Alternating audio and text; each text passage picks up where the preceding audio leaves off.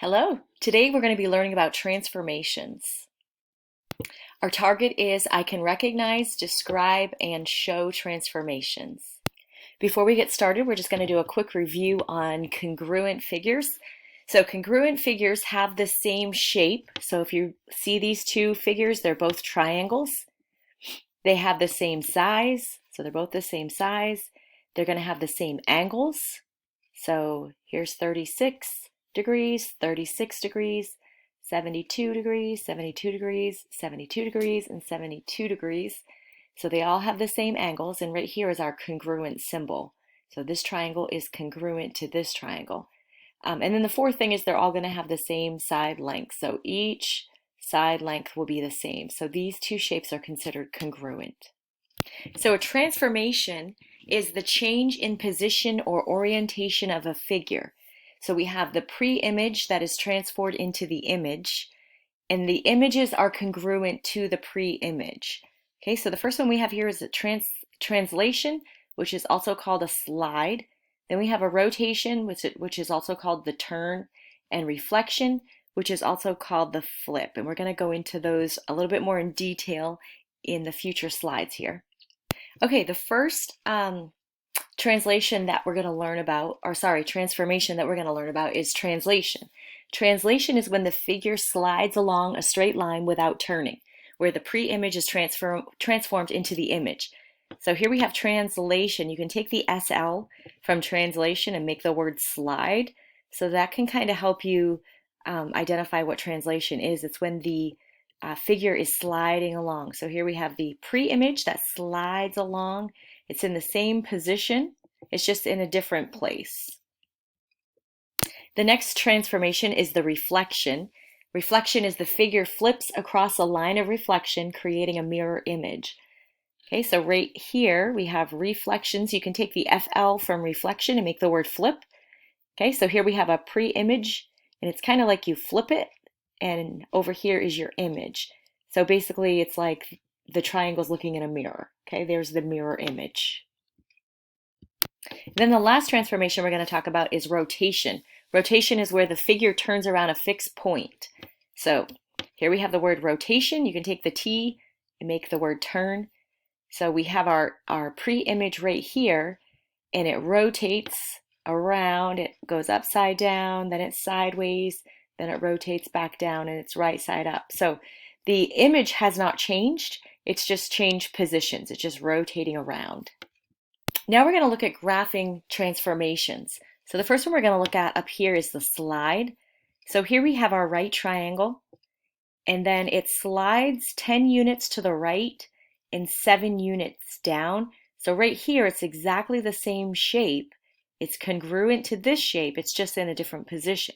So if we looked at this point right here on the triangle and we counted 10 spaces to the right, 7 spaces down, we end up with the top of this triangle, just like this.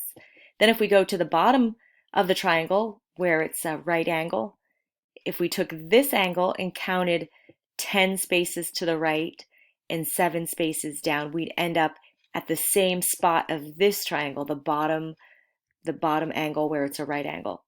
And then this last one right here, if we take this angle and we count over 10 spaces and then 7 spaces down, we'd end up in the same position of this image.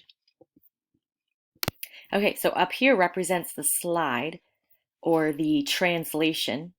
Down here represents the flip, okay, or what would be called the reflection. So if we have a pre-image right here with an arrow pointing to the left, okay, so if we start at the y-axis, we're actually counting over 2 units to the left to start that arrow. So what you're going to do with the reflection is you're going to count the opposite direction. So you'll start at the y-axis. You're going to count 2 units to the right to start this, okay? Then if we were looking at where the point of the arrow is, that would be counting 1, 2, 3, 4, 5, 6, 7, 8 units to the left. So to reflect that, you're going to start at the y-axis and you're going to count 8 units to the right. 1, 2, 3, 4, 5, 6, 7, 8. Okay, and so on. If you were to draw this point right here, you would do the same thing. You would count how many to the left, and then to draw the mirror image, you would count how many to the right. Okay, now we're going to practice what we learned today on transformations. So we have 6 problems here, and we need to say what is being represented. So it's either going to be translation, which is a slide, reflection, which is a flip, or rotation, which is a turn. So go ahead and take a look at that.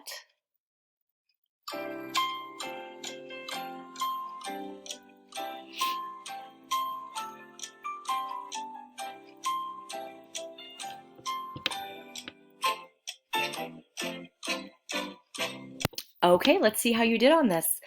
Okay, so the first one right here, we've got a moon, and here's our, pretend that's like our y-axis, and then the moon, the crescent moon is over here. So it's in the same position, it's just moved over into a different location. Okay, so that one would be considered a translation.